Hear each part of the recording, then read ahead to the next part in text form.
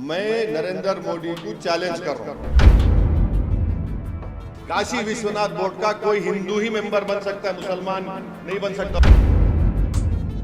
तो ये सेक्शन 3 वक्फ यूजर का असल मकसद क्या है कि मुसलमानों से उनकी मस्जिद, दरगाहें, कब्रस्तान, यतीम खानों को छीन लेना। तो ये एक्ट में वक्फ के प्रोटेक्शन का कोई चीज नहीं है।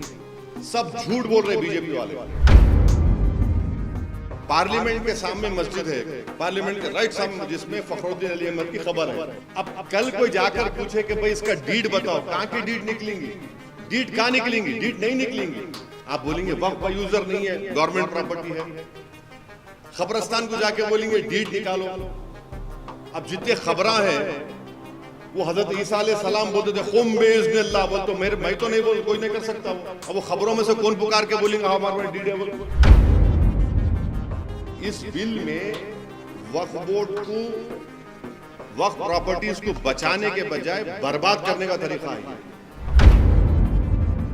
अगर आज कोई आदमी वक्फ प्रॉपर्टीज को इलीगली बेचता है या चोरी करता है, उसको एक्ट में लिखा गया 2 years रिगरस इम्प्रिजनमेंट।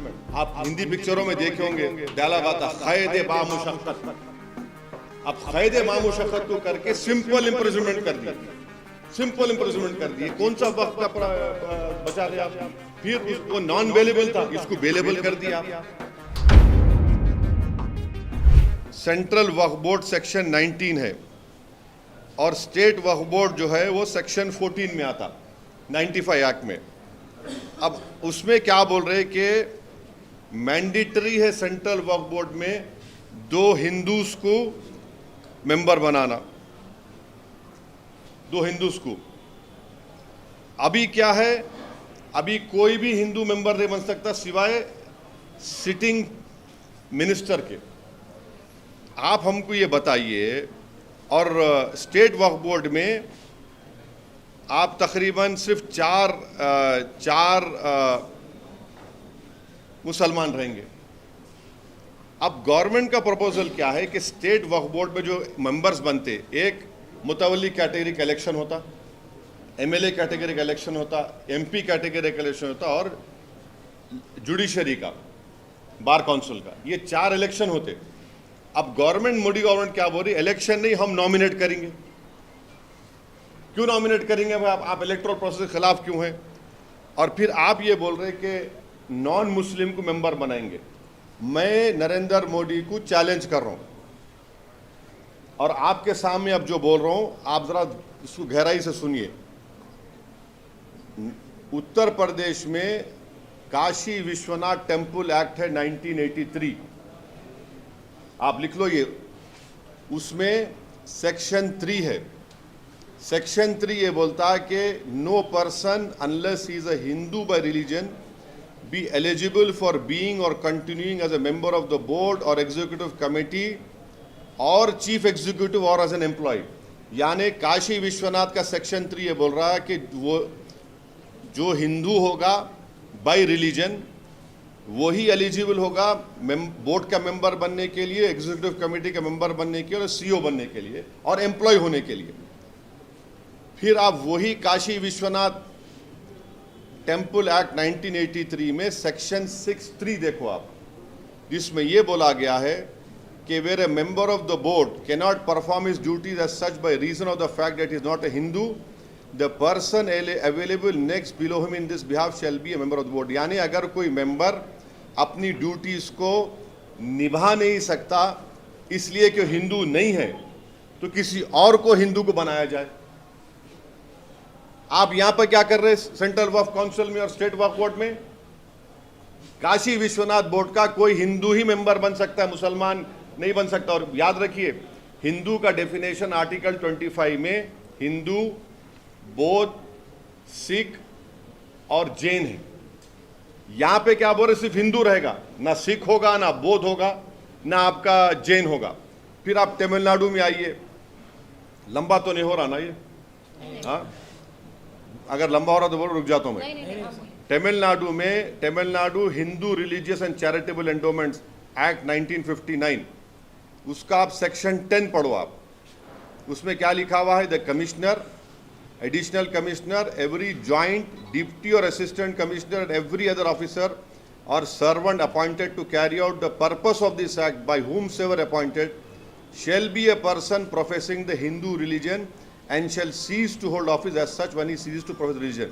यानी कमिश्नर तमिलनाडु में कमिश्नर एंडोमेंट बोर्ड का, जॉइंट डिप्टी और असिस्टेंट कमिश्नर, कोई भी ऑफिसर और उनका एम्प्लॉय जो इस एक्ट में अपॉइंट होगा उसको हिंदू रिलीजन का होना चाहिए, और अगर वो हिंदू रिलीजन का नहीं है तो ऑफिस में नहीं रहेगा। कौन सा सेक्शन है Tamil Nadu religious charitable endowment? Section 10।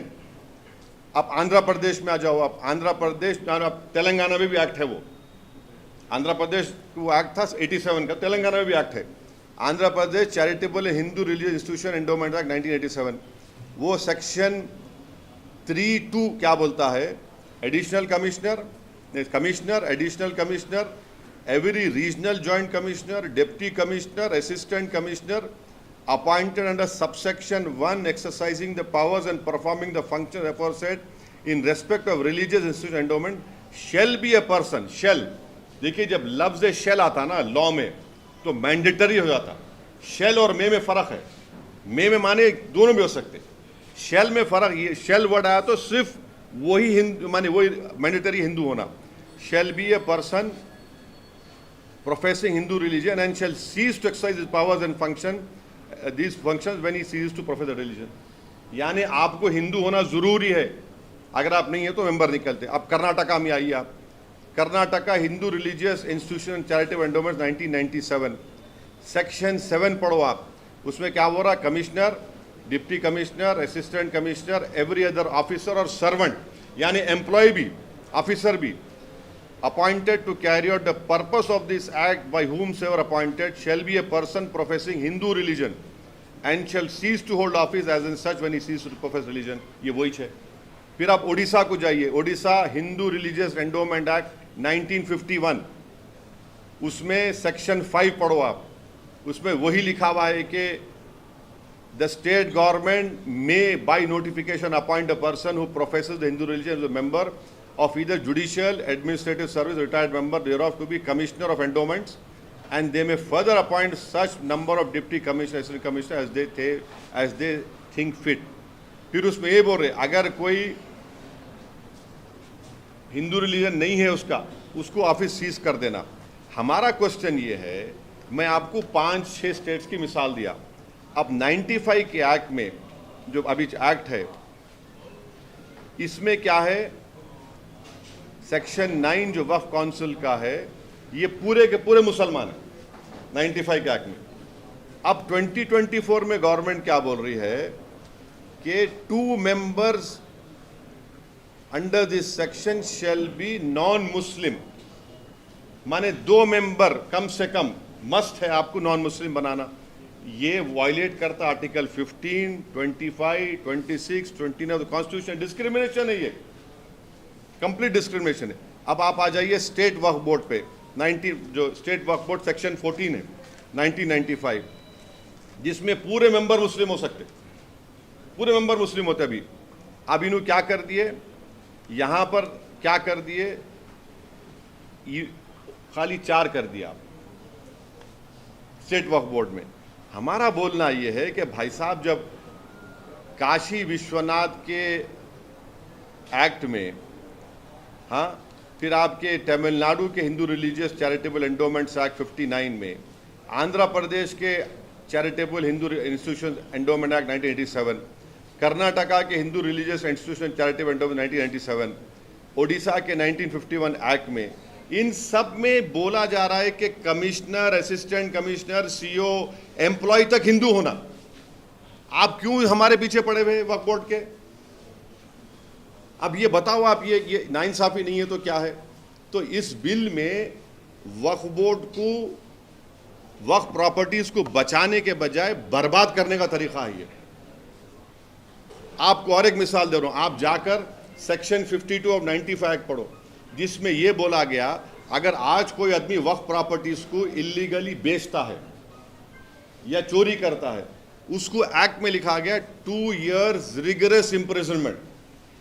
आप हिंदी पिक्चरों में देखे होंगे, डायलॉग आता क़ैद बामुशक्क़त। अब क़ैद बामुशक्क़त को करके सिंपल इम्प्रिजनमेंट कर दिए, सिंपल इम्प्रिजनमेंट कर दिए। कौन सा वक्त का बचा रहे आप? फिर वो नॉन बेलेबल था, इसको बेलेबल कर दिया आप। ये कौन सा वक्त प्रॉपर्टीज को बचा रहे? आप तो बर्बाद करना चाह रहे। अब पार्लियामेंट के सामने मस्जिद है, पार्लियामेंट के राइट सामने, जिसमें फखरुद्दीन अली अहमद की खबर है। अब कल कोई जाकर पूछे कि भाई इसका डीड बताओ, कहां की डीड निकलेंगी? डीड कहां निकलेंगी? डीड नहीं निकलेंगी। आप बोलेंगे वक्फ बाय यूजर नहीं है, गवर्नमेंट प्रॉपर्टी है। खबरस्तान को जाके बोलेंगे डीड निकालो। अब जितने खबरां हैं, वो हजरत ईसा अलैहिस्सलाम बोलते थे खुम बिइज़्निल्लाह, बोल तो मैं तो नहीं बोल, कोई नहीं कर सकता वो। अब वो खबरों में से कौन पुकार के बोलेंगे हाँ हमारे पास डीड है? बोल कौन बोलेगा? बोलो आप। यतीम खाने हैं, आप बोलेंगे दरगाहें हैं, कहां से ला के देंगे? तो ये सेक्शन 3 वक्फ बाय यूजर का असल मकसद क्या है कि मुसलमानों से उनकी मस्जिद, दरगाहें, कब्रस्तान, यतीम खानों को छीन लेना। तो ये एक्ट में वक्फ के प्रोटेक्शन का कोई चीज नहीं है। सब झूठ बोल रहे बीजेपी वाले। सिर्फ वक्फ को बर्बाद करना उसका मकसद है। मैं आपको जितने सेक्शंस बोला हूं ना, आप जाकर पढ़िए। अगर मैं एक भी झूठ बोल रहा हूं तो आके मेरे पकड़ लो आप मेरे को। तो ये आप क्या कर रहे हैं भाई? हाँ, आप हमारे को समरी एविक्शन पावर्स दो, पब्लिक प्रेमिसेस एक्ट में हमको डालो आप। और आपको मालूम, दिल्ली में 123 प्रॉपर्टीज को ना इंदिरा गांधी के जमाने में दिल्ली वक्फ बोर्ड को दे दिया गया था। 1984 में कोर्ट स्टेटस को ऑर्डर दिया। हम 2024 में हैं, 30 साल हो गया, उस स्टे को विकेट नहीं करा सके। 84 से 2024 तक एक मामूली स्टे को विकेट नहीं करा सके आप बोलते मुसलमान ऐसा कर रहा, मुसलमान वो कर रहा। अरे सरकार तुम्हारी है ना बाबा, तुम्हारा प्रधानमंत्री है, तुम्हारा मंत्री है।